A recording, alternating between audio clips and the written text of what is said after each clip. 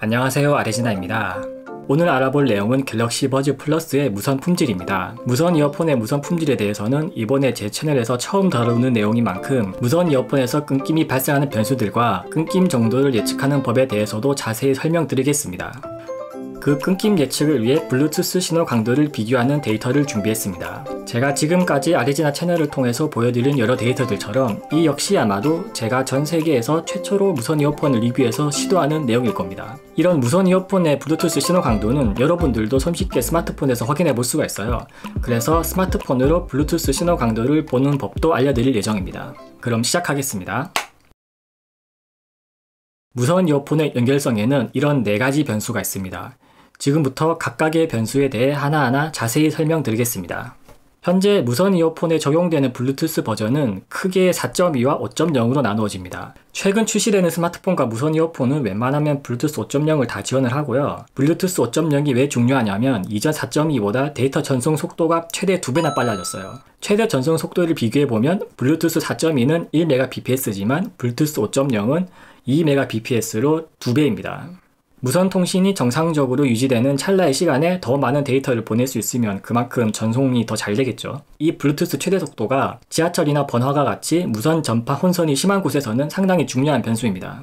블루투스 5.0은 스마트폰과 무선 이어폰 양쪽에서 모두 지원해야 합니다. 블루투스 5.0을 지원하는 최신 무선 이어폰을 쓰는데도 끊김이 발생하는 가장 큰 이유는 의외로 스마트폰이 블루투스 5.0을 지원하지 않는 경우가 많습니다. 참고로 삼성은 갤럭시 8세대부터, 애플은 아이폰 X과 8부터 블루투스 5.0을 지원합니다. 그러니까 스마트폰에서 블루투스 5.0이 지원되기 시작하는 경기에는 대략 2017년으로 보시면 됩니다. 평소에 무선 이어폰을 많이 사용하는데 아직도 구형 스마트폰을 쓰고 계시다면 그래서 블루투스 5.0을 지원하는 스마트폰을 업그레이드를 강력하게 추천드립니다. 실제로 무선 이어폰 끊김에 관련된 소비자 클레임의 상당수가 이 구형 스마트폰 때문이라고 하더라고요. 그래서 유저분들이 꼭 아셔야 하는 내용이라고 생각해서 이번 영상을 통해서 이렇게 설명을 해드렸습니다.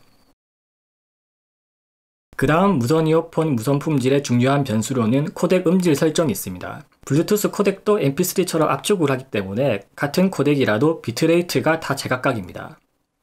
그래서 mp3 128K, 320K 할 때 바로 그 비트레이트 개념이 블루투스 코덱에도 적용이 됩니다. 만약 비트레이트가 늘어나면 그만큼 한 번에 전송해야 되는 데이터가 많아지니까 끊김에 취약할 수밖에 없겠죠. 그래서 삼성 SSC, 소니 LDAC 같은 최신 코덱들은 끊길 것 같으면 비트레이트를 자동으로 낮추기도 합니다.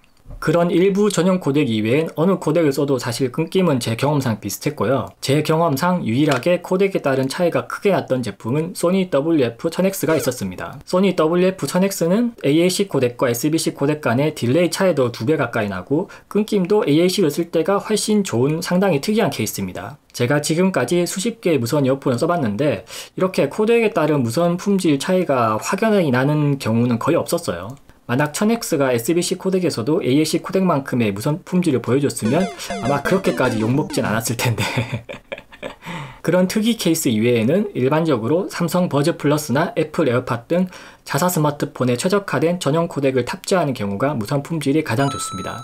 특히 애플 에어팟은 최신 아이폰하고 같이 쓰는데 끊김이 발생하면 그날은 진짜 로또 사셔도 돼요. 버즈 플러스도 제가 써보니까 갤럭시에서는 웬만해서는 게임 모드까지 켜도 끊김이 안 생겼습니다. 그 다음 알아볼 변수인 버퍼 길이는 무선 이어폰이 소리를 재생하기 전에 얼마만큼의 데이터를 미리 확보하느냐 하는 변수입니다.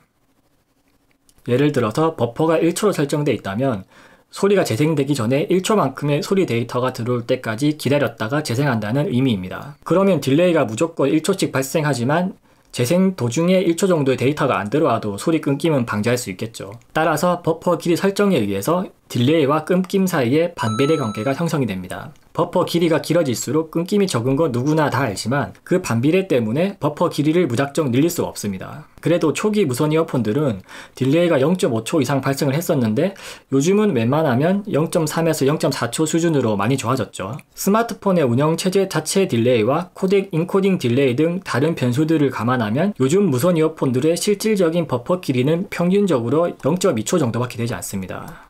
물론 아직도 리듬게임 같이 딜레이에 극도로 민감한 게임을 하기는 좀 부족한 수준이지만 이번에 갤럭시 버즈 플러스가 게임 모드를 탑재한 것처럼 기술은 점점 발전하고 있습니다. 마지막으로 오늘 가장 중요하게 설명드릴 개념이 바로 블루투스 신호 강도입니다. 신호 강도가 강하면 끊김이 당연히 적어지겠죠. 그 블루투스 신호 강도를 볼 수 있는 방법이 바로 RSSI라는 개념입니다. RSSI는 수신, 신호, 강도, 표시라는 뜻이고요. 이 RSSI는 스마트폰의 입장에서 수신받고 있는 신호의 강도를 표시해주는 숫자입니다. 그리고 이 RSSI라는 개념은 블루투스뿐 아니라 와이파이 등 다른 무선 통신에서도 모두 공통적으로 적용되는 개념입니다. 스마트폰 입장에서는 동시에 여러 기기들과 무선 통신을 주고받습니다. 와이파이든 블루투스든 신호는 양방향으로 소통이 되고요.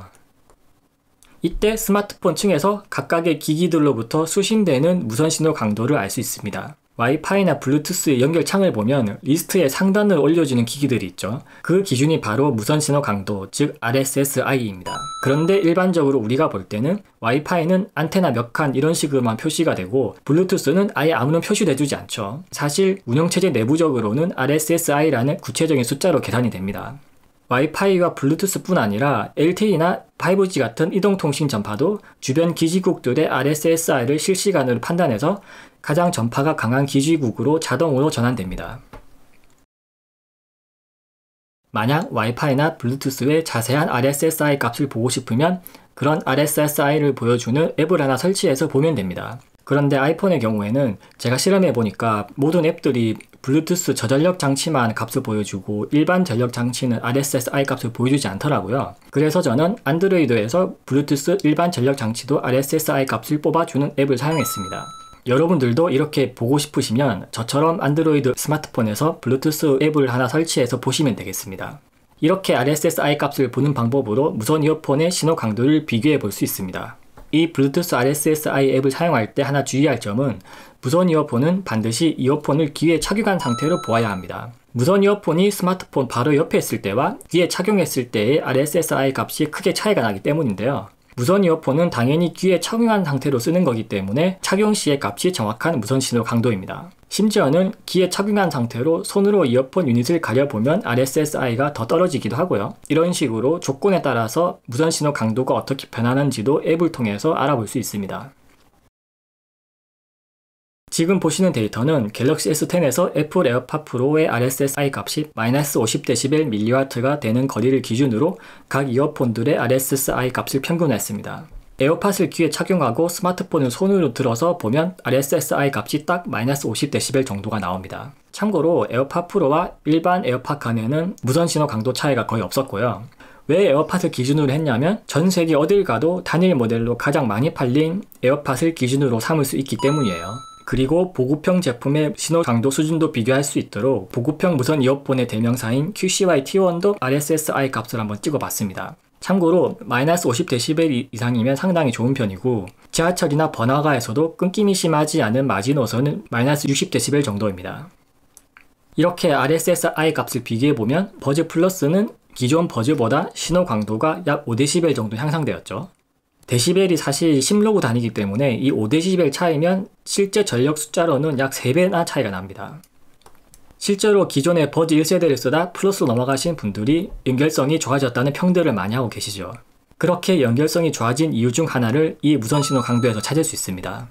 기존 버즈 1세대는 보시면 아시겠지만 거의 QCO랑 같이 노는 수준이었죠.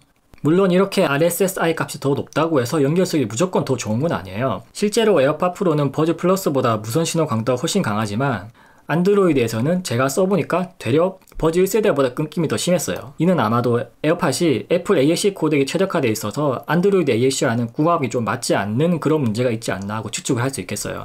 그만큼 운영체제에 따른 최적화 차이라는 변수가 생각 이상으로 상당히 크다는 뜻이죠. 그래도 한 회사에서 나온 비슷한 설계의 제품이라면 RSSI 값의 차이가 충분히 의미를 가집니다. 지금 보시는 데이터를 기준으로 여러분들도 RSSI를 보는 앱으로 지금 사용하시는 무선 이어폰의 신호 강도를 한번 체크해 보시기 바랍니다. 이상 무선 이어폰의 무선 품질에 대해 자세히 알아보았습니다. 무선 품질도 이렇게 데이터로 비교할 수 있다는 사실이 재밌지 않나요? 이제 이 영상까지 버즈 플러스에 대해서 하나하나 자세히 뜯어보는 연재 컨텐츠가 마무리됩니다. 이후에는 아마도 애플 에어팟 시리즈 컨텐츠가 이어질 예정이고요. 에어팟 리뷰 연재에서는 노이즈 캔슬링과 주변 소리 듣기 등 버즈 플러스 리뷰에서 자세히 다루지 못했던 다른 개념들도 데이터로 비교해 볼 예정입니다. 혹은 그 전에 이 AKG 무선 이어폰을 빨리 입수할 수 있으면 AKG 제품으로 다를 수도 있겠고요. 이 AKG N400 모델 출시가 정확히 언젠지는 모르겠지만 이 역시 최대한 빨리 입수해서 리뷰할 수 있도록 하겠습니다. 이상 아레지나였습니다. 감사합니다.